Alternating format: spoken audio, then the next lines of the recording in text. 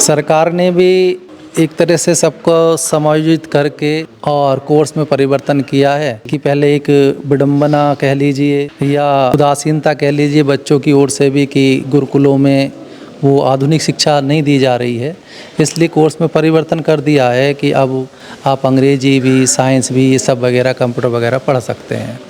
तो धीरे धीरे थोड़ा प्रगति पथ पर आगे बढ़ रहा है। नमस्कार दोस्तों, स्वागत है आपका हिंद वायर पर।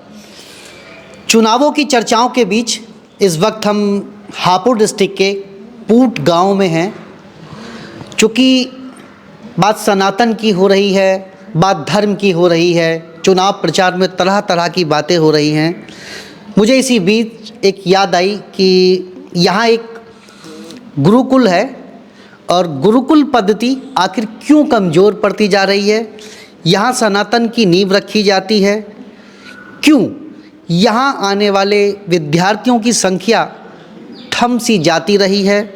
क्योंकि मैं पहले आपको दिखाना चाहूँगा कि यहाँ के जो कक्ष हैं वो पितृभक्त भीष्म पितामह कक्ष, महर्षि पतंजलि कक्ष, शरीर माघ खलु धर्म साधनम, जन्मिज्ञ द्वार।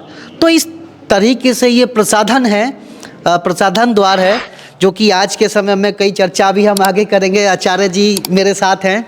आचार्य जी से अभी हम चर्चा कर रहे थे प्रसाधन के ऊपर ही, तो वो भी इस चर्चा में हम आगे शामिल करेंगे। आचार्य जी, आपका बहुत बहुत स्वागत है हिंद वायर पर। दरअसल चुनाव के बीच मैं इसलिए गुरुकुल पहुंचा हूं क्योंकि मुझे लगता है कि बात सनातन की होती है, धर्म की होती है, तो स्टेज होती हैं लोगों को भरने के लिए, उन मंचों पर ही दिखाई देती हैं। असली सनातन जहाँ से निकलता है इस गुरुकुल में, जहाँ बच्चे सनातन धर्म की शिक्षा लेते हैं। आधुनिक शिक्षाएं भी यहाँ होती हैं। ऐसा नहीं है कि जैसा कहा जाता है कि आधुनिक शिक्षाएं नहीं होती हैं, जैसा कि आज समय बदल रहा है, आधुनिक शिक्षाएं भी हैं। तो गुरुकुल पद्धति कितनी बदली है? देखिए, अब परिवर्तन हो रहा है धीरे धीरे जी।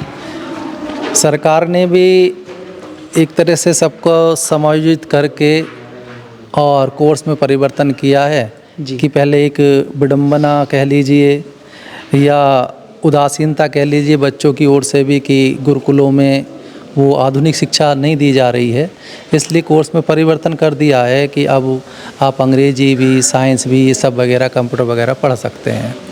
तो धीरे धीरे थोड़ा प्रगति पथ पर आगे बढ़ रहा है। लेकिन हमारी अपनी जो वैचारिक, वो क्या कहते हैं उसको, विचारधारा है वैचारिक, जब तक उसमें मूल रूप से परिवर्तन नहीं होगा तब तक परिवर्तन होना संभव मुझे नहीं लग रहा है। कि हम लोग आजकल आधुनिकता से इतने ज़्यादा उसमें रच-बस घुस गए हैं कि हम सभी ये चाहते हैं अंतर्मन से कि हमारा बच्चा अंग्रेजी ही जाने। बिना अंग्रेजी के हमारा स्तर कम है। चाहे उस पे ले, व्यावसायिक रूप से ले लीजिए, चाहे सामाजिक स्तर से लीजिए। अगर बच्चा हमारा अंग्रेजी में वाटर कहता है तो हमें अच्छी फीलिंग आती है, लेकिन अगर जल बोलता है तो लगता है कि ये काफ़ी पिछड़ापन है। जी, मैं एक चीज़ और जानना चाहूँगा आचार्य जी। मैं यहाँ कई द्वार देख रहा हूँ, जैसे कि वहाँ अश्वत्थ जो है द्वार, यहाँ भी एक अश्वत्थ था, और यह विकर्ण द्वार, और यह सहदेव कक्ष। तो ये गुरुकुल का माहौल आपको महाभारत कालीन ऐसी इन द्वारों के नाम क्यों रखे गए? क्योंकि ये हस्तिनापुर क्षेत्र है, तो ऐसी मान्यता मैंने सुना है। जो इस हमारे गुरुजी धर्मेश्वर महाराज, पूर्व नाम धर्मपाल जी, तो बताते थे कि ये हस्तिनापुर का वो वाला क्षेत्र है जहाँ महाभारत काल में पितामह भीष्म में कौरवों और पांडवों के लिए जो द्रोणाचार्य जी द्वारा गुरुकुल स्थापित किया था, तो लगभग ये वही स्थान है। इसलिए जो द्रोणाचार्य जी ने गुरुकुल स्थापित किया था उस वक्त ये वही स्थान है, वही स्थान बताते हैं।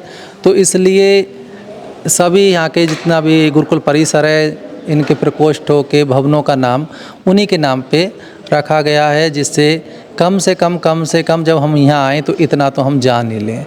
जब बच्चे पहली बार आता है तो वो देख के उसके मन मस्तिष्क पर एक अपने आप ही अलग सा विचार अंकित हो जाता है कि भाई अरे ये विकर्ण द्वार है, ये क्या है, जिसे हम भूल गए हैं अपनी संस्कृति, तो कहीं ना कहीं मस्तिष्क में आ जाता है। तो इसलिए उनको पुनर्जीवित करने के लिए ये सब कुछ उन्होंने किया है। तो आचार्य जी, उस वक्त एक युद्ध तो होता ही था, उसमें अलग अलग कलाओं में सब पारंगत होते थे, निपुण होते थे। जैसे गदा युद्ध होता था, धनुर्धर होते थे, महान महान धनुर्धर हुए हैं, अर्जुन हुए हैं। तो क्या इस तरीके की विद्याएं, क्योंकि मैं पहले यहाँ से जुड़ा रहा हूँ, आज भी क्या वो विद्याएं जीवित हैं इस गुरुकुल में?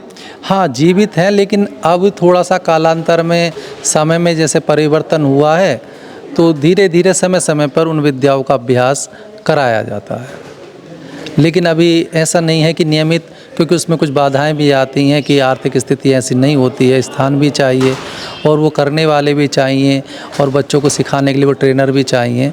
तो जिनकी व्यवस्थाएं संस्थाएं जो है आर्थिक रूप से उतनी मजबूत नहीं है, जिस कारण से नियमित नहीं हो पाता है। तो आचार्य जी बता रहे थे कि गुरुकुल थोड़ा सा आर्थिक व्यवस्थाओं से भी अब गुरुकुल जूझ रहा है, और ये वो शिक्षा के केंद्र हुआ करते थे जो कभी भारत में तमाम ऐसे लोगों की नींव रखते थे जो भारत के प्रगति में हमेशा अपना योगदान लोग देते थे। यहाँ से साक्षर होने के बाद योगदान देते थे। वो यहाँ से तमाम जो है शास्त्रों की शिक्षा लेते थे, और धनुर्धर जो है तमाम उस वक्त की जो तमाम कलाएं होती थी उनकी शिक्षा लेते थे। थोड़ा सा आज गुरुकुल में परिवर्तन भी हुआ है यहाँ तमाम, और आप देख सकते हैं कि और भी तमाम यहाँ विषयों पर बच्चों को शिक्षा दी जाती है। अब गुरुकुल वो गुरुकुल भी नहीं है जैसा कि आप समझते हैं, या धार्मिक सिर्फ आपको अनुष्ठानों की ही जो है शिक्षा दी जाती हो, मगर अब यहाँ सभी विषयों की जानकारी, सभी पाठ्यक्रमों को अब यहाँ विद्यार्थियों को उनको पढ़ाया जाता है। लेकिन थोड़ा सा, क्योंकि कालांतर में पहले सुबह उठते थे 4 बजे, भोर होने से पहले ही यहाँ छात्र उठते थे, क्या आज भी सर वही? हाँ, सब वही, सुबह 4 बजे ही उठते हैं विद्यार्थी, और उसके बाद नित्यक्रम करने के बाद प्रातः यज्ञ होता है। उसके बाद जो है बाध्यताएं हैं कुछ सरकारी कि हमें विद्यालय लगाना ही पड़ता उस समय पे। तो जैसे गर्मियों में 7 से 12 विद्यालय चलता है और जाड़ों में 10 से 4 चलता है।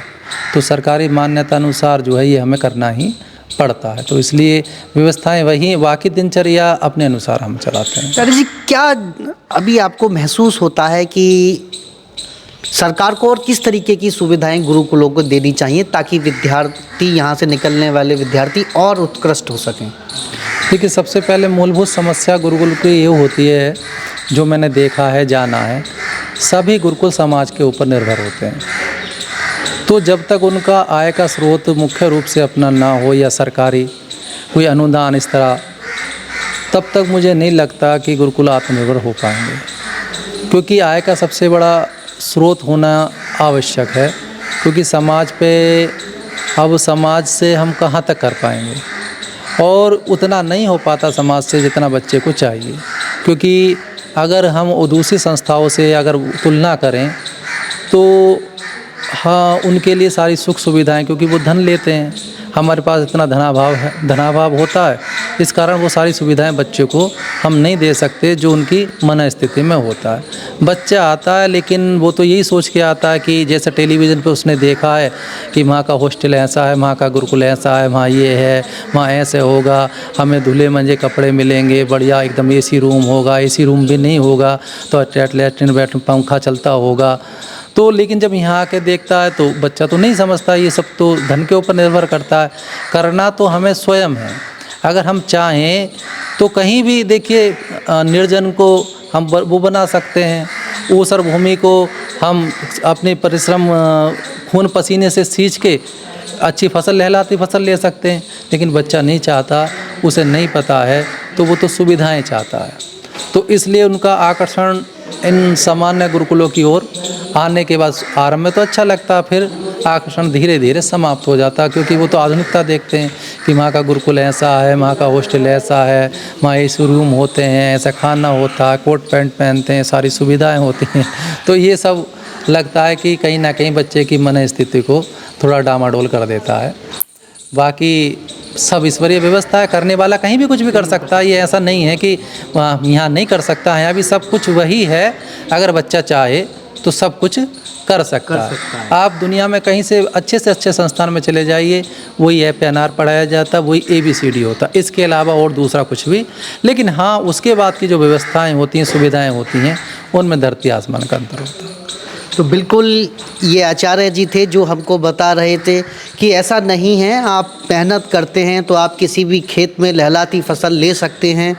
लेकिन इस चुनावी माहौल के बीच मैं आपको गुरुकुल का ये वातावरण क्यों दिखा रहा हूँ, क्योंकि बात देश में धर्म की होती है, सनातन की होती है, और उस धर्म और सनातन के नाम पर ही आजकल आपसे वोट मांगा जाता है।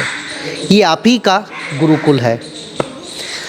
यहाँ विद्यार्थी तमाम और विषयों पर शिक्षा तो ले रहे हैं, मगर इन गुरुकुलों में इन विद्यार्थियों को अभी भी कहीं ना कहीं आस है सरकारों से कि वो इनके लिए कुछ ज़रूर करें, इनके भविष्य के लिए ज़रूर कुछ करें, ताकि इनका भविष्य भी संवर सके। वरना ये बातें, धर्म की बातें और तमाम सनातनियों की बातें सिर्फ सोशल मीडिया या राजनीतिक दलों के मंचों पर ही दिखती हैं, और ज़मीन पर ऐसे तमाम गुरुकुल और तमाम ऐसी व्यवस्थाओं में वो नहीं दिखती हैं। तो इस वीडियो में मैं आपसे यही इजाज़त लूँगा और इसका फ़ैसला आपके ऊपर छोड़ता हूँ कि क्या गुरुकुलों के लिए सरकार की जो अनदेखियाँ अब तक रही हैं वो आगे भी ऐसे ही रहनी चाहिए, या कुछ परिवर्तन और या कुछ और सरकारों को ऐसे गुरुकुलों के लिए भी करना चाहिए। फ़िलहाल मुझे इस वीडियो में यहीं से दीजिए इजाज़त। नमस्कार, जय हिंद, जय भारत।